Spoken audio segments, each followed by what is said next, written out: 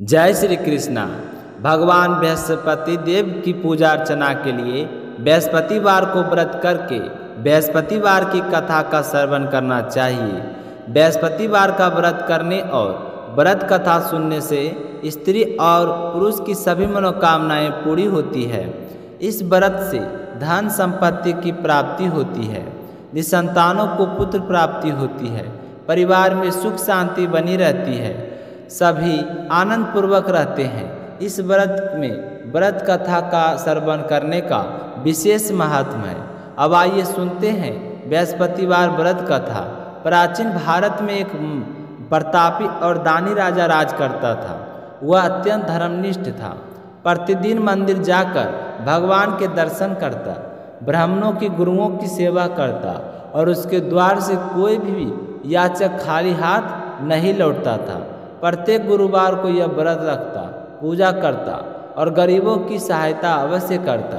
किंतु उसकी रानी को यह सब अच्छा नहीं लगता था। वह ना तो व्रत करती, ना किसी को दान देती, उल्टा राजा को भी ऐसा करने से रोकती। एक दिन राजा शिकार के लिए वन चला गया। घर पर केवल रानी और दासी ही थी।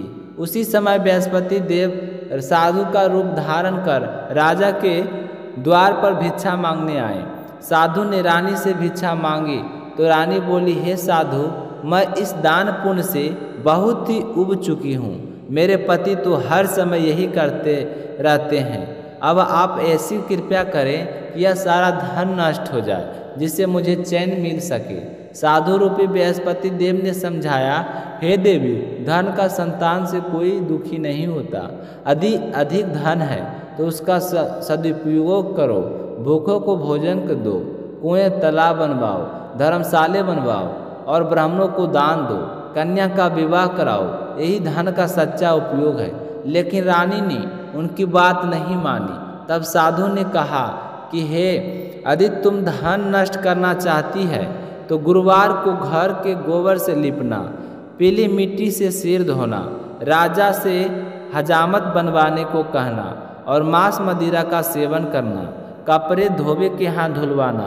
7 गुरुवार ऐसा करोगे तो तुम्हारा सारा धन नष्ट हो जाएगा। इतना कहकर बृहस्पति देव अंतर्ध्यान हो गए। रानी ने साधु के बताए अनुसार कर्म करना शुरू किया। केवल 3 गुरुवार बीते थे कि उनके महल की सारी संपत्ति समाप्त हो गई। परिवार भोजन के लिए भी तरसने लगा। राजा ने रानी से कहा, हे रानी, अब मैं यहाँ रुककर कोई कार्य नहीं कर सकता। मैं परदेश जाकर मजदूरी करूँगा। शायद हमारे भाग बदल जाए।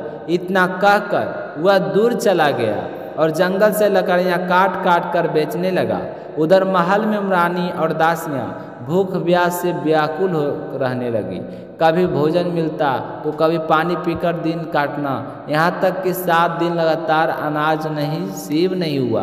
तब रानी ने अपनी दासी को कहा कि पास के नगर में मेरी बहन रहती है, वह बहुत ही धनी है, उसके से कुछ अनाज मांग कर लाओ। तो दासी बहन के घर पहुंची। वह उस समय बृहस्पति व्रत की कथा सुन रही थी, तो कथा के दौरान उसने दासी को उत्तर नहीं दिया। दासी दुखी होकर लौट आई और रानी से कहा, तुम्हारी बहन अहंकारी है, उसने मेरी बात तक नहीं सुनी। रानी ने कहा, नहीं दासी, विपत्ति के समय कोई सहारा नहीं देता, यह सब हमारे भाग का दोष है। लेकिन उसी रात रानी की बहन ने कथा पूर्ण होने के बाद खेद जताया और स्वयं बहन के घर आई। उसने बताया, बहन, मैं कथा सुन रही थी, इसलिए दासी से कुछ नहीं बोली। गुरुवार का व्रत बहुत ही फलदायी है। भगवान बृहस्पति देव की हर मनोकामनाएं पूरी करते हैं। उसने रानी को व्रत की विधि बताई। गुरुवार को प्रातः स्नान कर उपवास करो, सिर ना धोएं, चने की दाल और गुड़ लेकर केले के वृक्ष की जड़ में विष्णु भगवान का पूजन करो, दीप जलाओ और कथा सुनो। उसी दिन केवल एक ही समय पीले भोजन का सेवन करो।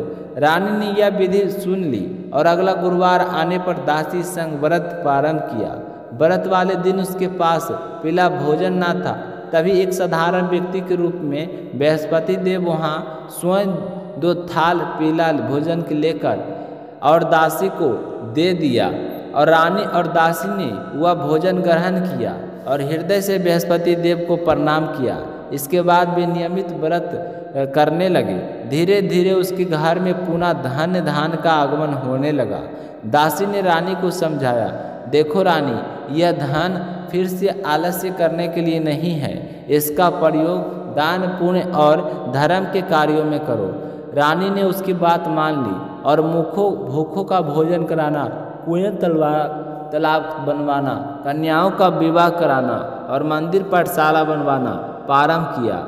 उधर प्रदेश के राजा वे दुखी जीवन व्यतीत कर रहे थे। एक दिन बृहस्पति देव ने स्वप्न में आकर कहा, हे राजन, तुम्हारी प्राणी अब व्रत करने लगी है, तुम अपने देश लौट चलो।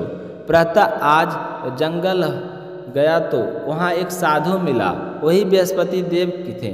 उन्होंने राजा को समझाया और गुरुवार का व्रत करो, चने और गुड़ से पूजन कर कथा सुनो, भगवान तुम्हारी सब मनोकामनाएं पूर्ण करेंगे। तो साधु के आशीर्वाद से राजा को 2 गुना धन मिलने लगा। वह प्रसन्न होकर अपने राज लौटा और रानी से मिल गया।